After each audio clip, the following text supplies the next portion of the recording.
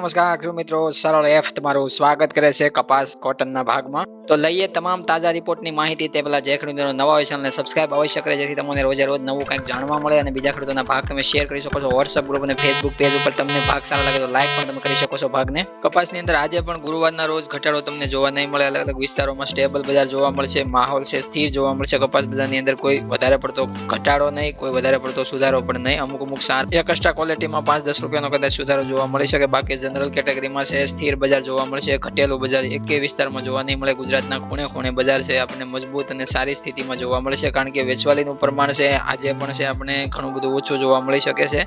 અને આગલા 3 દિવસના જે આપણે રિપોર્ટ રજૂ કર્યા છે એમાં પણ આપણને અલગ અલગ રાજ્યોની વેચવાલી છે એમાં પણ આપણને ઘટાડો જોવા મળ્યો છે. તો આજના કપાસના ભાવની ચર્ચા કરીએ તો એક મણે જનરલ કેટેગરીમાં ભાવ છે આપણને 1250 રૂપિયાથી લઈને 1410 રૂપિયા સુધી છે ઊંચામાં જોવા મળી શકે છે. બજારની અંદર છે માહોલ છે આપણને મજબૂતીનો અને સ્થિર જોવા મળશે. ગામડે હાલ છે સારા માલ સુપર ક્વોલિટીમાં 1400 રૂપિયાથી લઈને 1450 ની વચ્ચે છે બજાર જોવા મળી શકે છે. એવી રીતના A1 સુપર ક્વોલિટી 4G સારા ઉતારાવાળાની વાત કરીએ તો એમાં આપણને ભાવ છે કપાસની અંદર 1400 રૂપિયાથી લઈને 1485 રૂપિયાની વચ્ચે છે ભાવ છે. અલગ અલગ માર્કેટિંગ યાર્ડો અને ગામડે છે તમને જોવા મળી શકે છે. વિસ્તાર વાઇઝ અલગ અલગ કેટેગરી વાઇઝ છે આપણને ભાવ છે.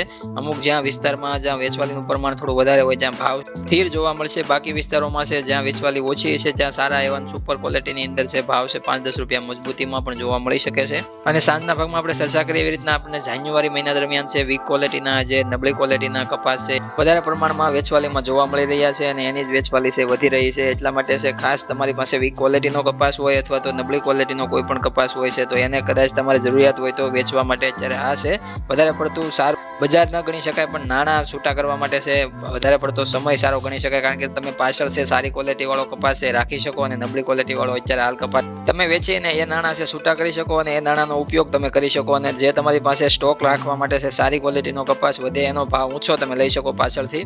અને આ સિઝનની બીજી મેન ખાસિયત એ છે કે સારા અને નબળા માલની ક્વોલિટી જે જોવા મળવાની છે એ જાન્યુઆરીમાં મિક્સિંગમાં વેચાઈ રહ્યું છે, પણ ફેબ્રુઆરીથી શરૂઆત થશે. જે સારી ક્વોલિટી અને જે નબળી ક્વોલિટીના ભાવની અંદર ઘણો બધો ડિફરન્સ પણ જોવા મળશે. એટલા માટે તમે નબળી ક્વોલિટી વેચી શકો છો આ મહિના દરમિયાન. પાછળ તમે સ્ટોકમાં રાખી શકો છો, કારણ કે પાછળ સારી ક્વોલિટીની વેલ્યુએશન વધી જશે. જોઈએ તો ગુજરાત શંકર ઘાસડીની અંદર પણ આપણને કાલ સાંજે રિપોર્ટ સારો જોવા મળ્યો હતો. સવારે પણ ઘાસડી મજબૂત જોવા મળતી હતી. 55,000 થી 55,000 200-300 રૂપિયાના ભાવ છે ઘાસડીની અંદર આજે બજારમાં જોવા મળી રહ્યા છે. મધ્યપ્રદેશ મહારાષ્ટ્રની વાત કરીએ તો ત્યાં પણ આપણે 53,300 રૂપિયાના ભાવ છે આપણને 28 mm ના જોવા મળી રહ્યા છે. એમાં પણ કોઈ ઘટાડો જોવા નથી મળતો. ઘાસડી છે આપણે સ્થિર સ્ટેબલ જોવા મળી છે. પંજાબ હરિયાણા રાજસ્થાન લાઇનની વાત કરીએ તો એમાં પણ આપણે 27 mm ના ભાવ છે જોવા મળે છે. 51,000 થી 51,400 રૂપિયાની વચ્ચે છે બજાર ચાલી રહ્યું છે. ત્યાં પણ આજે કોઈ ઘટાડો કે કાલે કોઈ ઘટાડો જોવા નથી મળ્યો. ઘાસડી છે સ્ટેબલ થતી. અલગ અલગ રાજ્યોની તમામ આપણે ચર્ચા કરીએ તો તમામ રાજ્યોની અંદર સ્ટેબલ ઘાસડી થતી જોવા મળે છે. કોઈ રાજ્યની અંદર ઘટાડો જોવા નથી મળતો, કારણ કે અલગ અલગ રાજ્યોની આપણે ચર્ચા ડેઈલી રિપોર્ટમાં કરતા હોય તો આવકનું પ્રમાણ છે વધારે પડતું વધતું જોવા નથી મળતું. વેચવાલી છે અલગ અલગ રાજ્યોમાં સ્થિરતા સાથે જોવા મળી છે. આપણે શરૂઆત કરીએ ગુજરાતથી તો 3 જાન્યુઆરીના રોજ છે ગુજરાતમાં 35,600 ઘાસડીની આવક જોવા મળી હતી.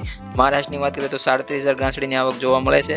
મધ્યપ્રદેશની વાત કરીએ તો 8,600 ઘાસડીની આવક જોવા મળે છે. કર્ણાટકની વાત કરીએ તો 15,000 ઘાસડીની આવક જોવા મળી હતી. તેલંગાણાની વાત કરીએ તો 31,000 ઘાસડીની આવક જોવા મળી હતી. આંધ્રપ્રદેશની વાત કરીએ તો 6,200 ઘાસડીની આવક જોવા મળે છે. તામિલનાડુની વાત કરીએ તો એક પણ ઘાસડીની આવક જોવા નથી મળતી. ઓડિશાની વાત કરીએ તો 2,000 ઘાસડીની આવક જોવા મળે છે. નોર્થની અંદર પંજાબ હરિયાણા રાજસ્થાન લાઇનને મેળવીને 22,000 ઘાસડીની આવક ત્યાંથી આપણને જોવા મળે છે.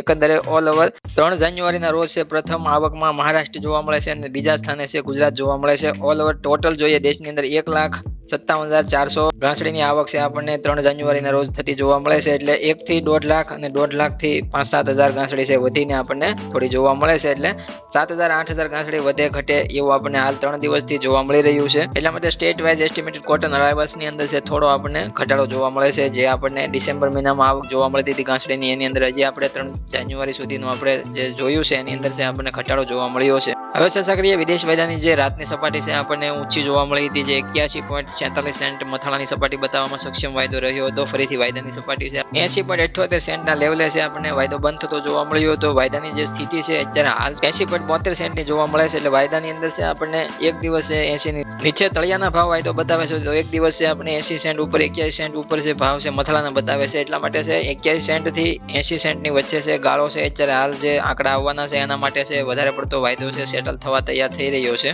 કારણ કે અમેરિકામાં નિકાસ વેચાણના આંકડા છે સાપ્તાહિક ધોરણે આજે આવવાના છે, એના ઉપર છે વાયદો રિએક્શન કરતો જોવા મળશે અને કાલે છે તમને રિપોર્ટમાં એ 5 જાન્યુઆરીના રોજ છે અમે રજૂ કરશું. તો જે ઘરેલું માર્કેટની અંદર ઓપનિંગ સ્થિતિ આપણે કેવી જોવા મળે છે, 56,200 રૂપિયાના ભાવે વાયદો ઓપન થયો છે, 20 રૂપિયાની મજબૂતી જોવા મળે છે જાન્યુઆરી વાયદાની અંદર. અને હાલ આપણે જોઈએ તો દિવસ દરમિયાન કેવી રેન્જ બતાવે છે, વાયદાની અંદર કેવો સુધારો જોવા મળે છે, વિદેશ વાયદાની અંદર કેવો ઉતાર ચઢાવ જોવા મળે છે, બંને વાયદાની માહિતી લઈને ફરી સાંજના ભાગમાં અમે હાજર થઈશું. ત્યાં સુધી બધા ખેડૂતોને ભાગને અવશ્ય લાઈક કરવો અને બીજા ખેડૂતોને શેર કરવો. જય જવાન, જય કિસાન, જય ભારત, જય ઠાકર.